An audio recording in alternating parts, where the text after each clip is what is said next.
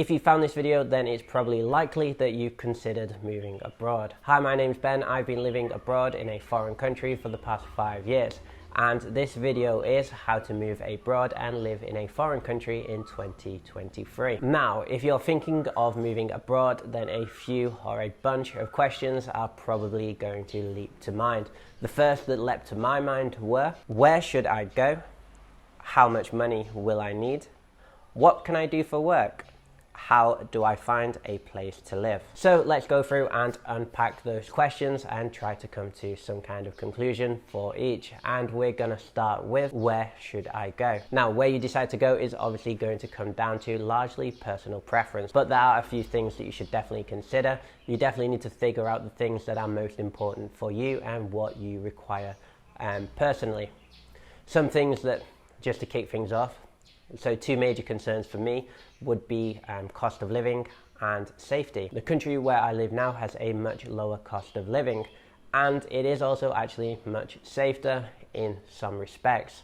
Let me try and give you a real life example. So when I was renting my first home with a few friends I'd met at university, the only place we could really afford was a little bit of a dodgy area in Manchester. We were paying £500 per month each to live in a house. We had one room each, shared kitchen, shared bathroom. Once again, that was £500 per person. And in that place, like I said, it was a little bit sketchy, to say the least. We had multiple break-in attempts in that 1 year where I lived there.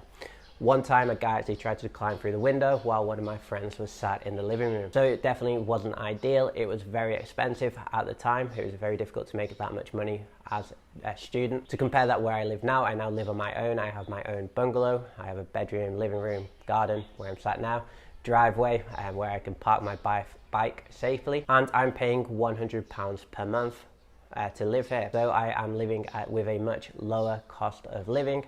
And I also feel like somewhat more safe, to be honest. Now, there are other issues to concern yourself with, but in terms of like theft, burglary, break-in, those types of crimes are really relatively low in the country where I now live, and that is preferable for me. The next thing I would consider would be lifestyle. This is obviously very important. It's important that you can live freely and happily the way you see fit, so definitely want to try and do some research around that subject. Once again, this is going to come down to personal preference, but you want to be able to make sure that you can still do the things that you love to do in your new city.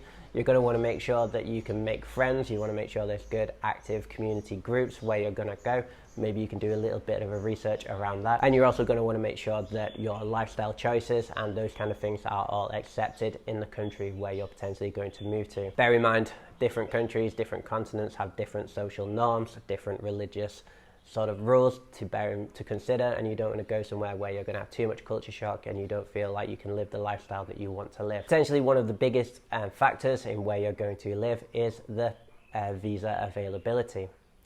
Obviously, this is massive. You need to have a visa to live in a foreign country, and different countries have different types of visas and offer different types of visas to different nationals. Different countries have different visa sort of trade agreements, and perhaps that's the wrong term to use, I'm not sure. But different countries offer different types of visas and are looking to accept people from different walks of life. For example, Thailand, where I live now, has very good visa options for retirees. So if you're retired and you're looking for somewhere to live, then you definitely want to consider a country that has a good retirement visa option that's available to you.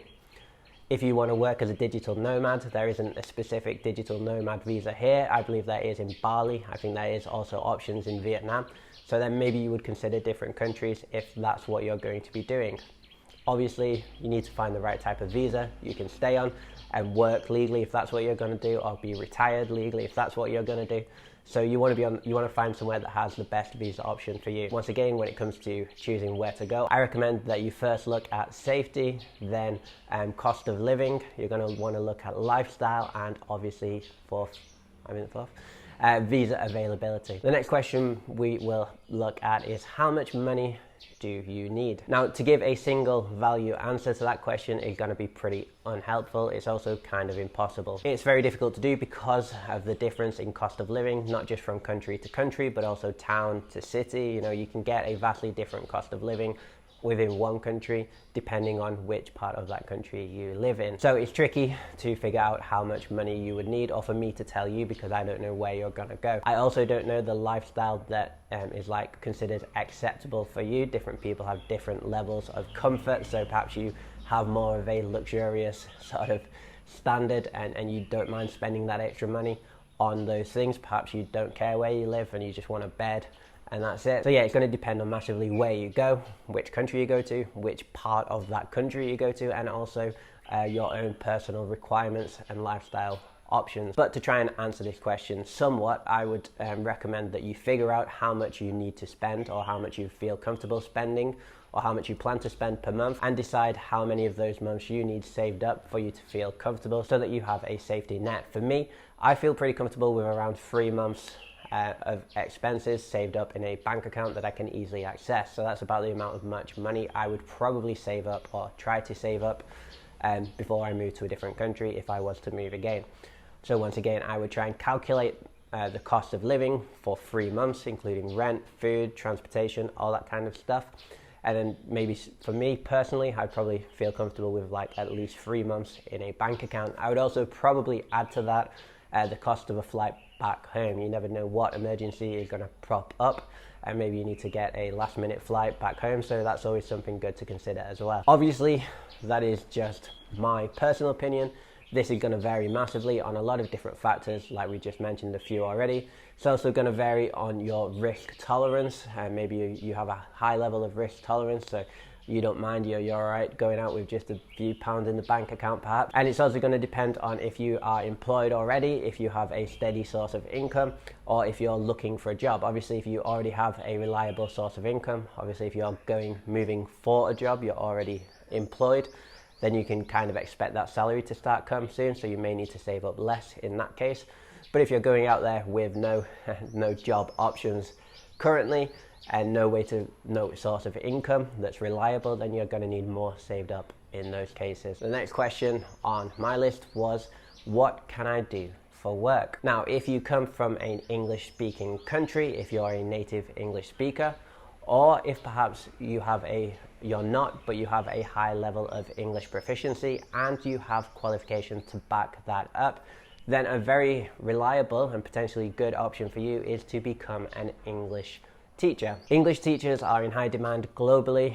You could get jobs in Asia. I've seen job advertisements in China, Vietnam, Thailand, all those countries. I've seen job opportunities in Brazil and other South American countries, and also in Europe, in Spain and places like that. So there is a massive amount of options for you as an English teacher on where to live. If you already have a high level of English proficiency, if you already have some qualifications, if you already have a teaching certificate, or maybe that's something you go out and do. Perhaps you could get a TEFL, a Teaching English as a Foreign Language certificate. Then you could become qualified to go out and find your first teaching position. So that could be an option for you. Obviously, teaching English isn't for everyone. And one of the really cool things I see a lot now, especially now I live in South Thailand, is foreigners working in pretty interesting and sort of what I would call adventurous industries. So I see a lot of diving instructors. I see some rock climbing teachers. I see people leading like canoe expeditions, hiking groups, all that kind of stuff. I used to have friends who went to the United States of America and worked as golf caddies. So if there's something you're passionate about, something you're highly skilled in, something adventurous and something that you love to do, then this is obviously going to be a much better option for you. Now, these types of jobs are going to be much harder to find. There's got to be a lot more competition looking for those jobs. But if you could find the job that you would love and you already have a passion for, and if you can find it in the place where you want to live, then this could be a much better option for you. So it's definitely worth the harder work to find and seek out these jobs if they're available. I couldn't leave this question of work without mentioning working online or working remotely. We live in an ever increasingly digital world. More and more people are working online, more and more people are working remotely. If you have a job that you can do remote and then you can just move and live in a different country, that would be amazing, obviously, because then you would already have that reliable work and you'd be able to just continue that. And it could be really advantageous for you to have a job in like a Western country and live somewhere where the cost of living is much less. That could be something that's really sets you up for a really nice standard of living. So obviously there's a lot of options for working online, working remotely, setting up an online business and all that kind of things. It can be more tricky finding the correct type of visa. Not many countries seem to have those digital nomad styled visas. There are a few countries, so maybe those are something that you would look into if this is something that you could do for work. The final question was, how do I find a place to live? So finding property, finding a home in a foreign country, finding a rental house or condo is very challenging, to say the least. For me personally, where I live, I don't live in one of the major cities. How I found this place was I had to drive around town looking for rent signs on the physical properties. Now that had its benefits. I got to see all the properties in real life, which was obviously much better, but that may not be an option for you if you're obviously abroad looking for somewhere else in a different country. Where you could start online, you could look for Facebook groups and like rental properties in Bangkok, for example. I'm sure those Facebook groups exist. Bear in mind, you might find better results if you translate that phrase into Thai and then put the Thai script into Facebook, because what you'll probably find, or what I found, is that there'll be two groups, one in English, one in Thai. So that increases the amount of properties that you can sort of view online. So that's a pretty good option for the place I live. I imagine in many other countries you can find a lot online, on Facebook, on blogs. Obviously, the other option would be to go directly to a real estate agent. This is going to be more costly. However, they have real good knowledge and information they could share with you about the place.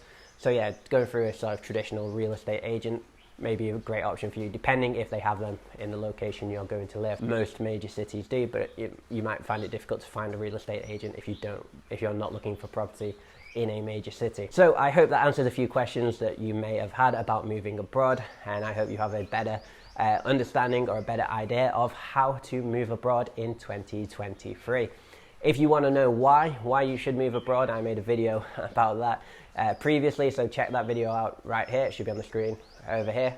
Click that if you want to know why I would encourage you to move abroad in 2023.